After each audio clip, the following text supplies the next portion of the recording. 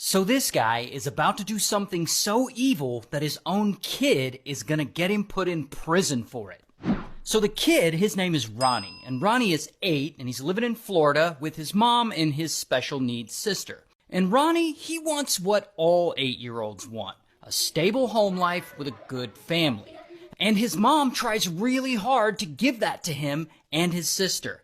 However, there's a problem. His dad. Now, his dad is this guy, O'Neill. And O'Neill, he's just not a good dude. Like, he's been locked up quite a few times for various offenses. Plus, he's kind of crazy. Like, he's always flipping out and yelling, and he eventually just leaves them and refuses to pay child support. But honestly, things are better for Ronnie and his sister when Dad isn't around. But one day in 2017, something crazy happens. O'Neill, he's just standing there on the street, I guess, and someone nearby pulls a random drive-by shooting, and suddenly, bam, he gets hit by a stray bullet. And he's seriously wounded, so he's rushed to the hospital. Later, when he gets out of the hospital, no one offers to help take care of him. Not his parents, not his new girlfriend, literally no one wants to help him. I guess because he's just such a jerk. So O'Neill calls up Ronnie's mom like, "Please, can you help me out? I have nowhere else to go." And even though they broke up, she feels bad for him. She's like, "Fine, you can stay with us and I'll help you recover."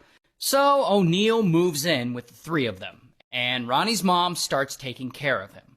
But unfortunately, O'Neill, he's just not a good guy, and he's crazy, so they fight a lot. And one day in 2018, things get really bad.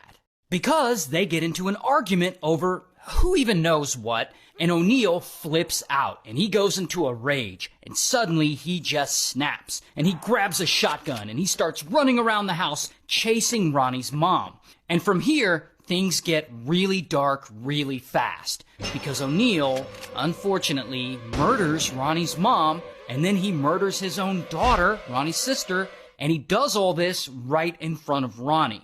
Then he decides to go after Ronnie himself. Like, suddenly he grabs a knife, and boom, he stabs him, and then he stabs him again and again and again. Then he gets a gasoline can, and he pours gas everywhere in the house, including on Ronnie. Then he lights a match, and he sets the whole place on fire, and the whole house just goes up in flames. And pretty quickly, police arrive, and they surround the place, and they see the fire inside the house. Right then, the garage door opens, and O'Neill just casually walks outside toward the police. And the police are like, "Get on the ground!"